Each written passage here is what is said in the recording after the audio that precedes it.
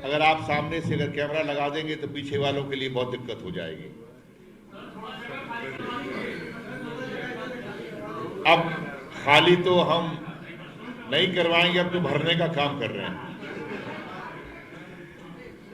ये आज की प्रेस कॉन्फ्रेंस बहुत ही महत्वपूर्ण है। हमारे उत्तर प्रदेश के प्रभारी गुलाम नबी आज़ाद साहब, हमारे कोऑर्डिनेशन के वरिष्ठ सदस्य कांग्रेस पार्टी की और राज्यसभा के अंदर विपक्ष के नेता, आप कृपया कर ऐसा ना करें। एक दूसरे के साथ में मैं ज्यादा समय ना लेते हुए सीधा माइक जो है आजाद साहब के हाथ में दे रहा हूं और आप लोगों से गुजारिश करूंगा कि आपने इससे ज्यादा भीड़, इससे ज्यादा तंगी कल के कमरे में देखी है। ये कमरा तो बड़ा है, ज्यादा खुला हुआ है, इसके दरवाजे भी ज्यादा हैं। चिंता मत कीजिए, यहाँ पर हर किसी को एकोमोडेट किया जाएगा। दरवाजों की तरफ देखते हुए चलिए और मस्ती से आप प्रेस कॉन्फ्रेंस को आगे बढ़ने दीजिए। धन्यवाद।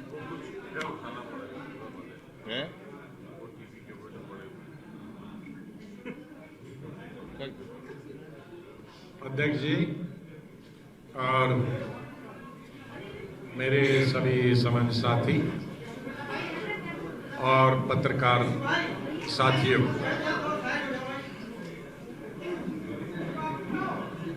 पार्लियामेंट का सेशन खत्म हुआ और इलेक्शन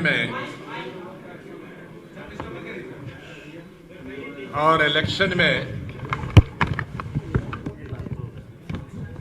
ये दोनों यहीं रखिए। हेलो भाई, जरा आवाज इसकी बढ़ा दो भाई। वॉल्यूम इसका बढ़ा दीजिएगा प्लीज। दोनों यहाँ रख दो।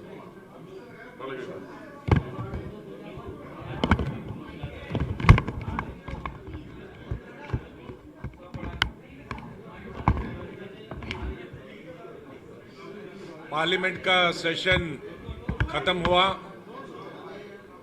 और अब लोकसभा की तैयारी शुरू हो गई। सभी दल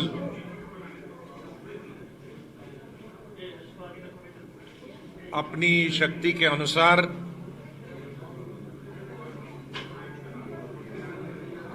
कार्यक्रम करने में जुड़े हुए।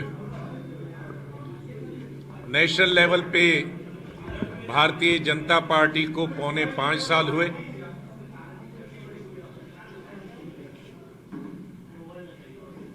और इन 4.25 साल में हमने बीजेपी की सरकार देखी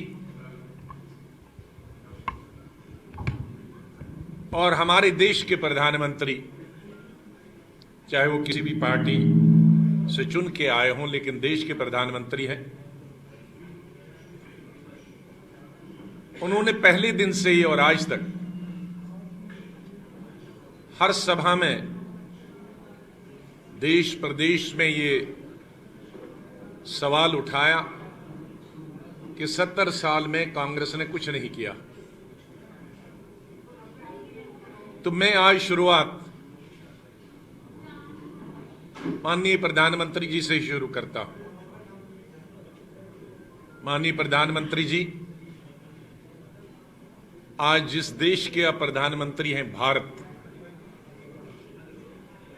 उस भारत को स्वतंत्र कराने की जिम्मेदारी कांग्रेस पार्टी ने अपने कंधों पे ली और गांधी जी के नेतृत्व में पंडित जवाहरलाल नेहरू, सरदार पटेल, मौलाना आजाद और दर्जनों लीडर्स और हजारों और लाखों किसान, मजदूर, युवक, महिलाएं, उन्होंने अपना योगदान दिया और कईयों ने अपनी कुर्बानी, अपनी जीवन का बलिदान दिया, भारत को स्वतंत्र किया। महात्मा गांधी बापू के साथ साथ, राष्ट्रपिता के साथ साथ कांग्रेस के लीडर और कांग्रेस के अध्यक्ष भी थे, राष्ट्रीय अध्यक्ष। ये उन्हें भूलना नहीं चाहिए। और आजादी के बाद पहले प्रधानमंत्री और पहली कांग्रेस की सरकार जो इस देश में बनी, सबसे पहला काम कांग्रेस पार्टी ने किया, जो सैकड़ों टुकड़ों में हुआ देश था, बटा हुआ देश था, उस देश को इकट्ठे करके भारत बनाया। और जिस भारत का आज माननीय प्रधानमंत्री हैं, वो आज किसी टुकड़े के प्रधानमंत्री नहीं है, वो पंडित जवाहरलाल नेहरू की लीडरशिप में सब जो एक एक तिनका बना के उन्होंने घोंसला बनाया और विश्व का सबसे बड़ा आज एक हम कहेंगे धर्मनिरपेक्ष देश उन्होंने बनाया। और साथ ही एक ऐसा संविधान दिया हमको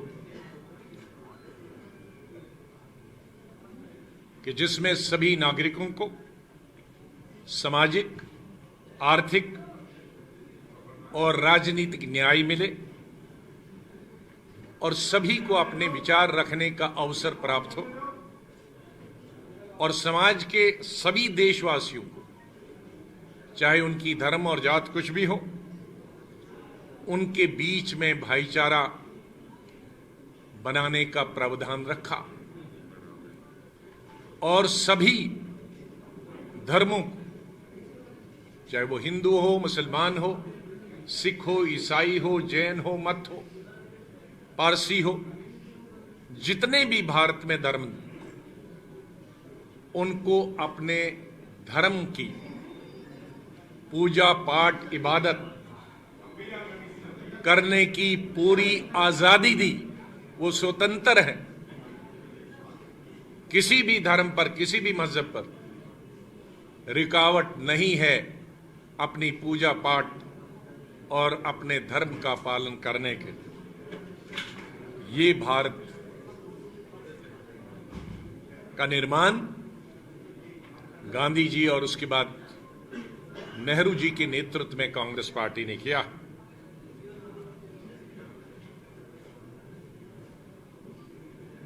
प्रधानमंत्री जी और बीजेपी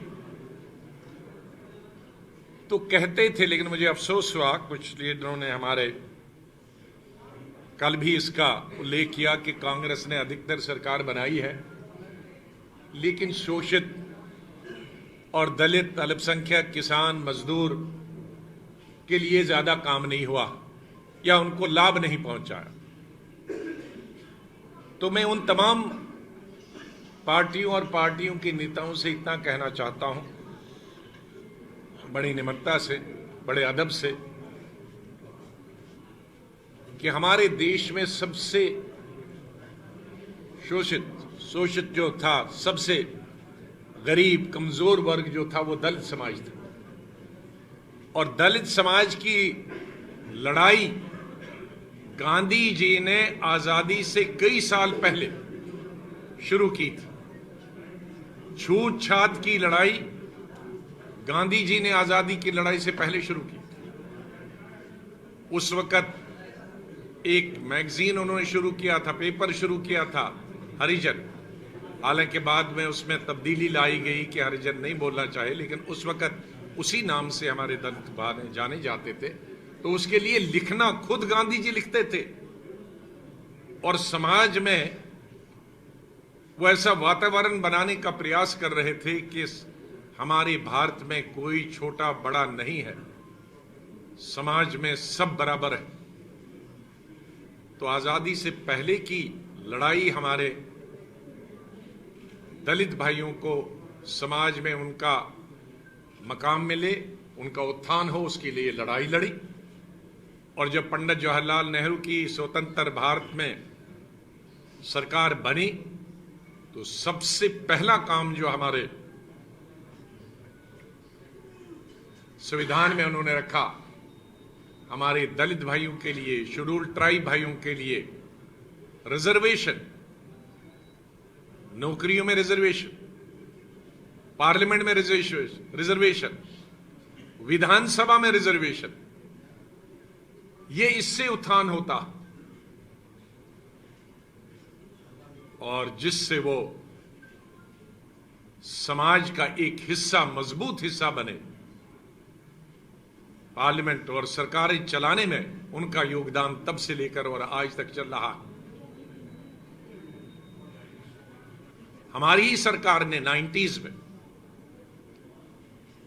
जब नरसिम्हा राव जी प्रधानमंत्री थे, मैं उस कैबिनेट में मौजूद था, मैं पार्लियामेंट्री अफेयर्स मिनिस्टर था, जब हमने ओबीसी के लिए रिजर्वेशन का कैबिनेट में बिल लाया और बाद में पास हुआ, रिजर्वेशन को, ओबीसी को रिजर्वेशन नौकरियों में मिले।